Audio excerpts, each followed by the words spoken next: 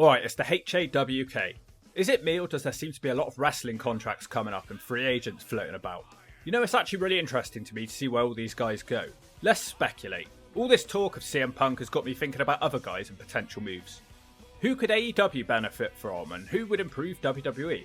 I've limited this list as best I can, so if your favourite free agent doesn't get a mention, let me know in the comments where you think they're heading. The only thing that's for sure is some people are about to get very rich. And it isn't me. I'm having dog food and gone off milk for my Christmas dinner. Dolph Ziggler.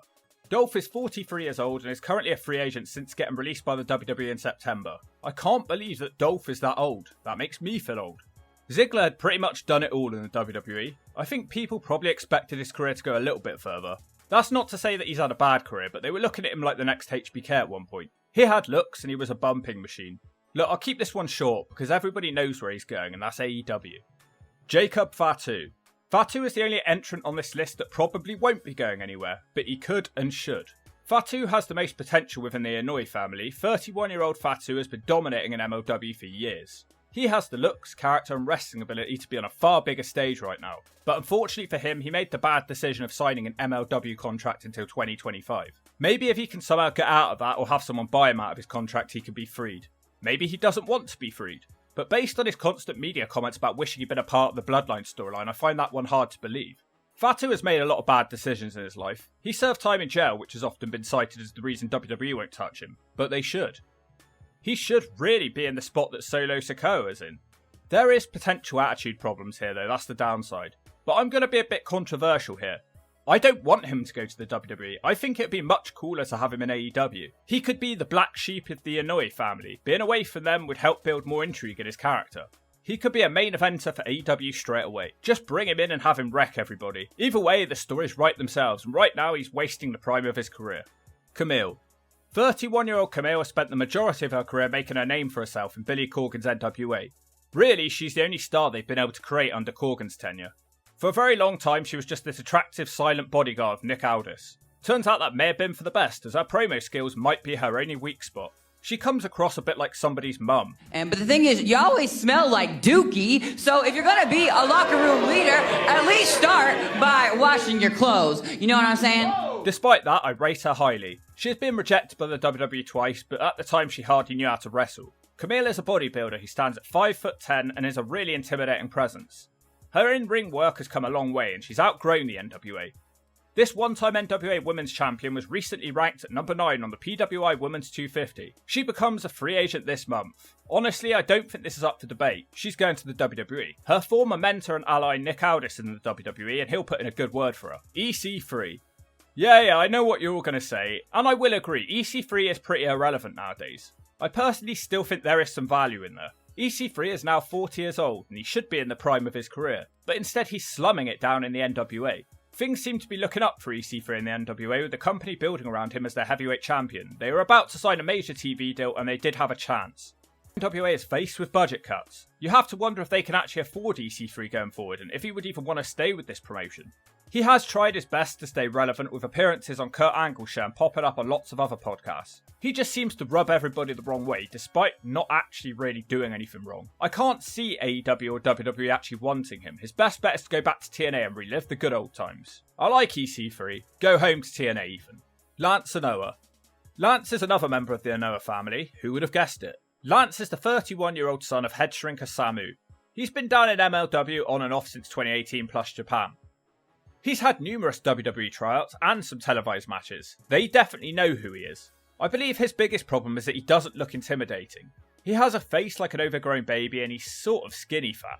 Lance is known for his tag team with adopted Anoa'i family member Juicy Finua, the Samoan swap team.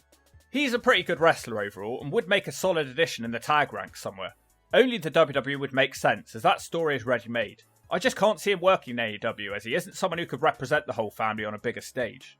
My prediction is that he'll go to Japan somewhere, but maybe bringing the Samoan swap team to TNA might be a sensible step in the right direction for his career.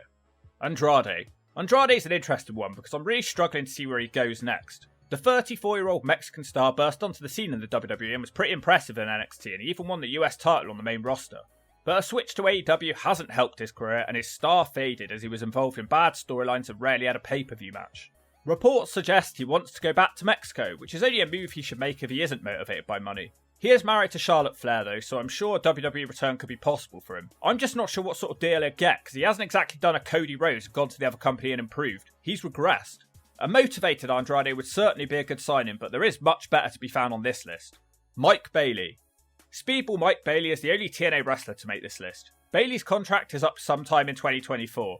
Alright, you could also throw in Josh Alexander here. After watching them both at this point, I just think Bailey has more value than Alexander. Mike Bailey has a unique look like the Karate Kid. Bailey is a 33-year-old Canadian wrestler who mostly wrestles the risk-taking style. He can do some incredible stuff in the ring and recently held his own in a match against Will Ospreay. Despite his skills between the ropes, he's never had a shot at the big time in the US. He probably feels like now is his time, especially as he was banned from entering the US for 5 years after a visa issue. That's not a problem anymore, and his only problem is where to sign. He did almost sign with the WWE once before they withdrew the offer, so I say shove them and go to AEW. A much better fit in my opinion, and screw it, Josh will go to AEW too. Matt Riddle. Despite his popularity, Riddle was released from the WWE in September. This 37-year-old bro recently shaved off his trademark long hair in preparation for something. Maybe it's MMA or maybe it's a career rebirth in AEW. Whatever he chooses to do, I'm sure he'll succeed as he still has popularity with the fans at the time that he left the WWE. WWE decided to cut ties with Riddle due to him constantly getting into trouble. He's an extremely entertaining wrestler, you just have to question if AEW are looking to go in that direction based on Tony Khan's recent comments about wanting to be more wrestling and less entertainment. Alexander Hammerstone. This young powerhouse should be at the top of both the major companies' shopping list. At 32 years old and £250, he's already an MLW heavyweight champion and he'll seemingly have his pick of which company to sign for. Hammerstone was previously rejected by the WWE, who felt he resembled other wrestlers too closely. That was a while ago, but could Hammer be fostering any resentment towards them? He seemingly has a spot already open for him in AEW, as he was previously aligned with MJF as his best friend in MLW. They have a great on-screen chemistry, and it would make sense.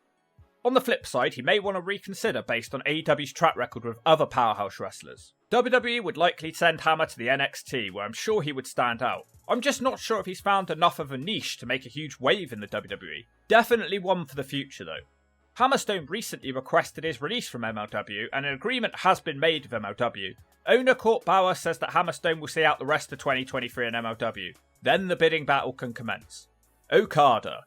Holy crap, we've been hearing about this guy dominating New Japan for years. We haven't really seen him on US soil since his short 2010 spell with TNA, which didn't exactly go well. But the Rainmaker completely reinvented himself in Japan and became a multiple-time heavyweight champion and a top drawer over there. Now 36 years old, he is finally about to become a free agent after wrapping up some January commitments. There will be a bidding war for Okada. Not just AEW and WWE, but New Japan also want him to stay. WWE can outspend AEW if they want to, but Tony Khan's recent comments about wanting to become a more work rate centered promotion may be a draw for Okada. One thing's for sure though, he won't be going back to TNA.